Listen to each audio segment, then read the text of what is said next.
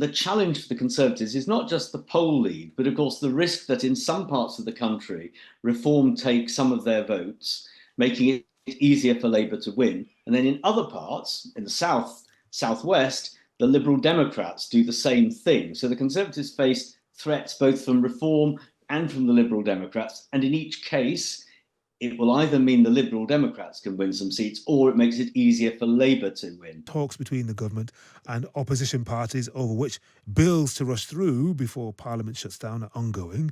The PM's flagship bill to eventually ban smoking looks set to be shelved after he called a surprise July general election. It comes as Rishi Sunak, Keir Starmer and leaders of other parties spent the day campaigning across the country. Well, Tony Travers is a professor in the LSE Department of Government and director of LSE London. Professor Tony, good to speak to you again.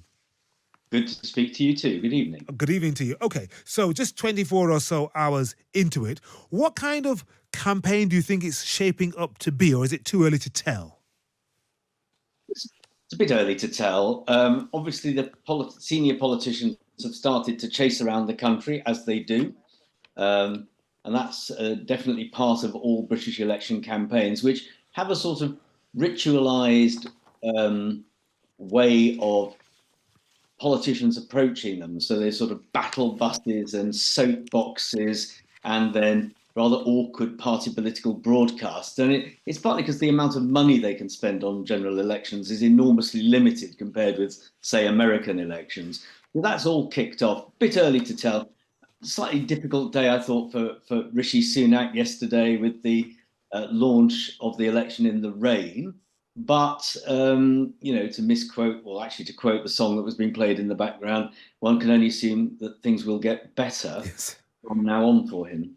Indeed. And the papers, several of them anyway, the FT, the let's have a look, The Guardian et al., are making a lot of the fact that a number of bills that Rishi Sunak may have wanted to highlight as legacy bills will not make it, including smoking, no Rwanda flights will get off the ground, and protection for renters. How serious do you think that is? Or is he assuming that, look, they weren't that important, it was, I really had to get on with this? Well, the opposition are bound to make something of that, aren't they? They're going to say, this was an election called in haste without thinking it through. And as a result, these bills that were important to the Prime Minister, some cases important to the country.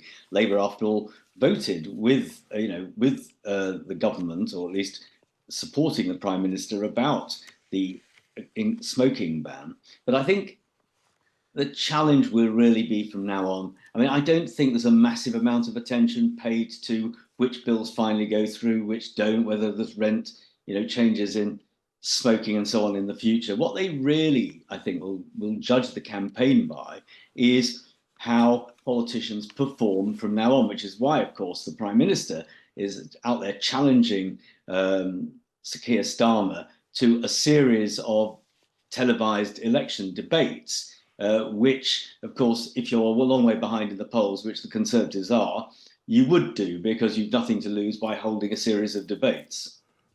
Dominic in Whitby, one of our listeners, says, why should anyone allow the form of their tactics to be determined by the demands of their opponents?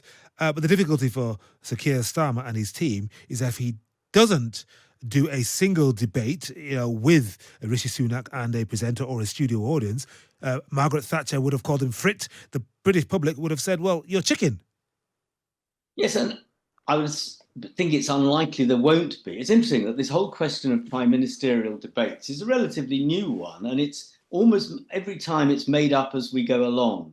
There are no rules about it. The broadcasters have an enormous amount of say on what happens and what doesn't.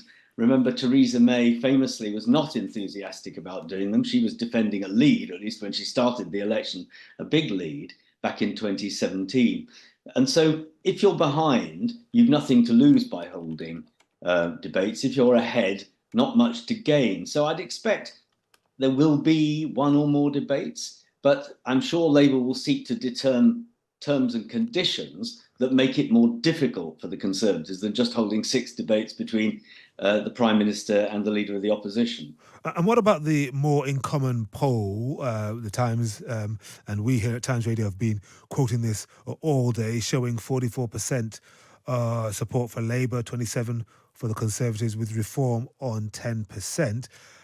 It would be historic if, with just 6 weeks to go, the Tories were able to turn that around.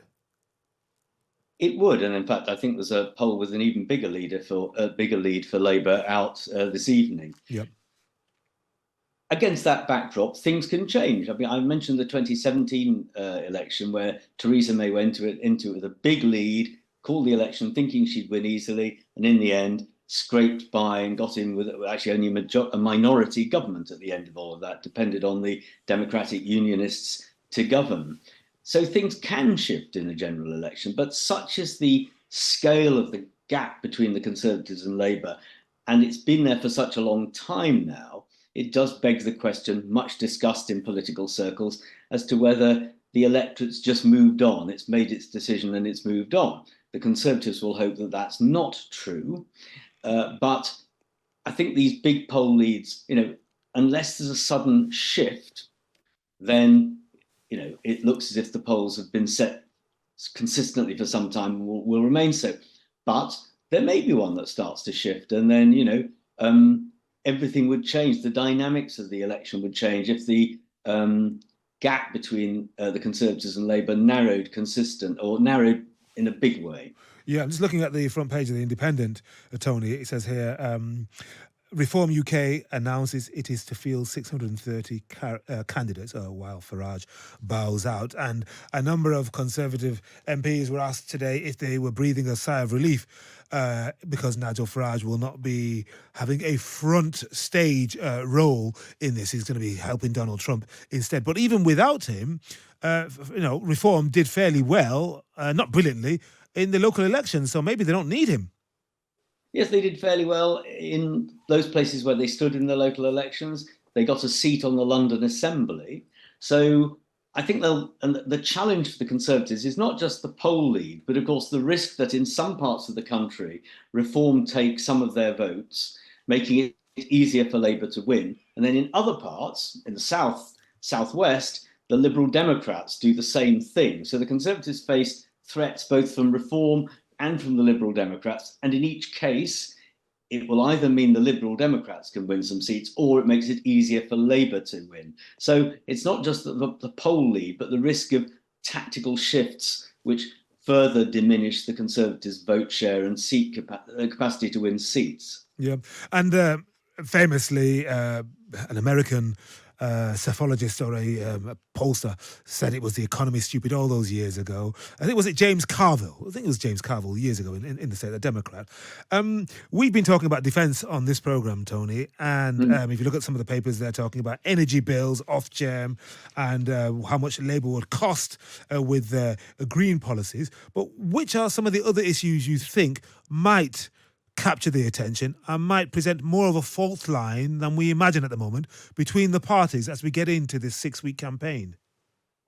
Well, I think there's no question that immigration will feature. The Conservatives, despite the fact that they've presided over very high levels of immigration, will still want to press the issue. They'll argue that Labour would have policies that would make high levels of immigration more likely. Now, Labour will want to counter that, but I think there will be an issue there. I think both parties will probably want to campaign on law and order and antisocial behaviour. Public opinion polling shows that that's an important issue, and I suspect that both parties will think that they can gain advantage on it.